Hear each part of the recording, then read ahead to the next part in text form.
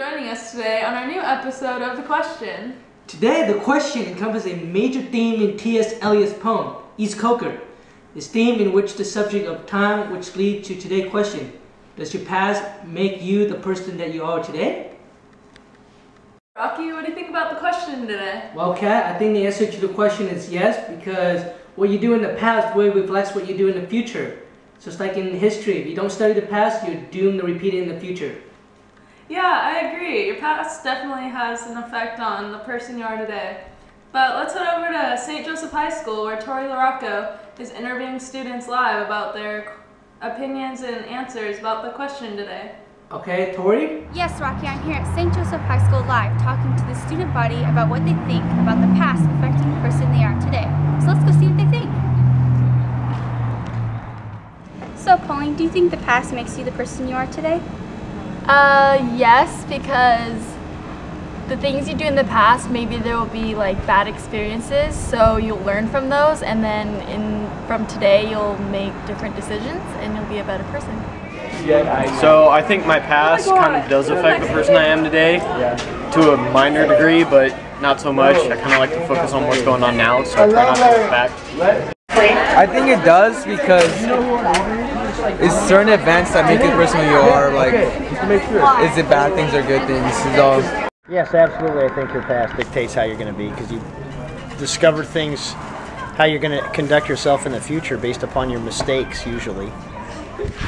Alright, yes, the past changes who you are today because in the past you learn from your experiences, such as talking back to your parents. When you talk back to your parents, you get a nice spanking.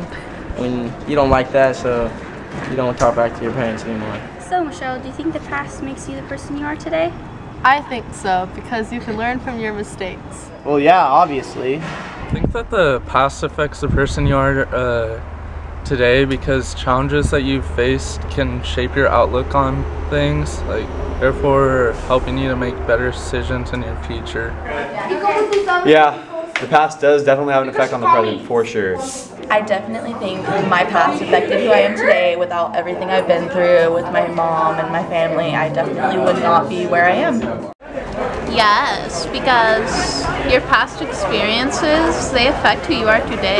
Yes, because your past experiences affect the decisions you'll make in the future. Yes, I believe that the past affects who we are today because, such as when we dropped the bombs on Hiroshima and Nagasaki, we never used them again because of the massive destruction that they caused, although they ended the war. So, Cameron, do you think the past affects the person you are today?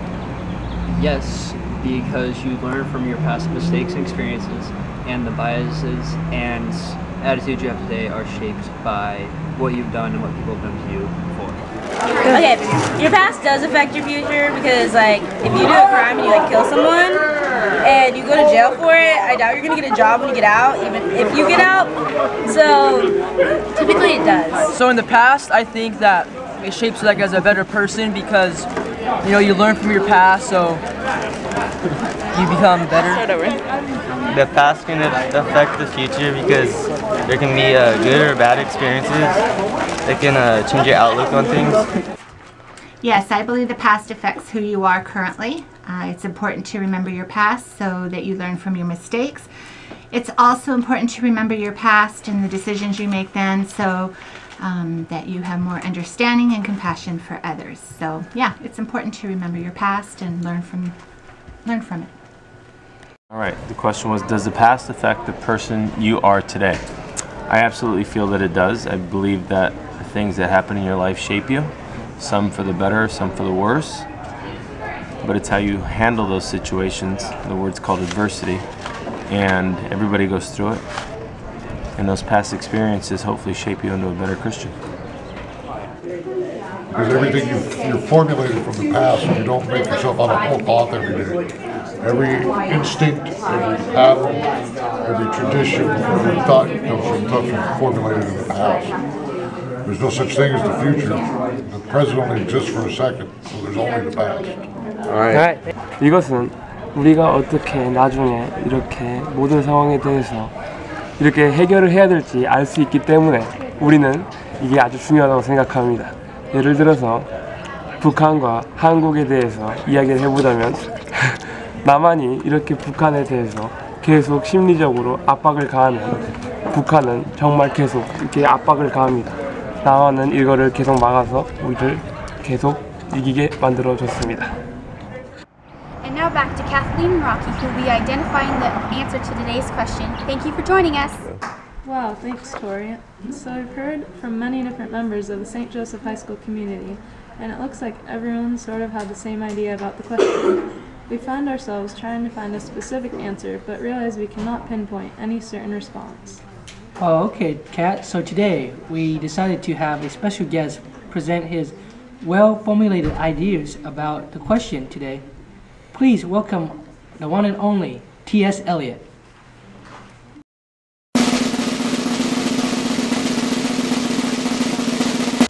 Many people have questioned the aspect of time in my poem, East Coker. Each of the 5 parts of the poem encompass different themes, that of which include time, experience, purgation, prayer, and wholeness. All of these elements play a big role in determining a man's future from the present on.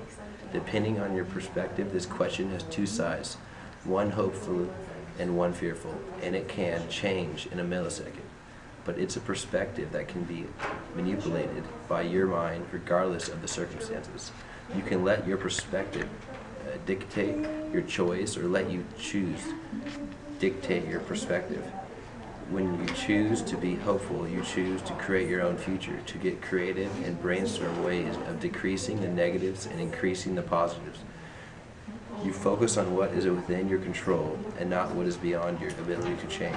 You keep yourself in the moment and don't let yourself get stuck in the past or go finding reasons to blame.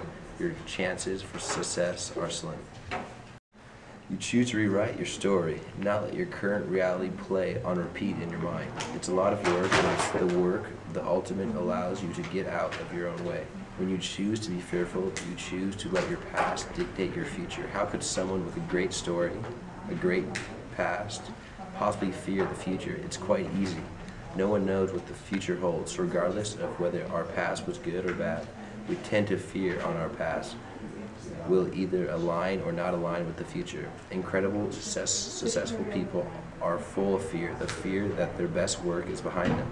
They compare themselves to themselves and can't seem to comprehend that things change, that nothing is constant, and that we break our own records just as others break our records too. There's no way to know how the tides will turn. However, we get to decide what we take from our past into our future.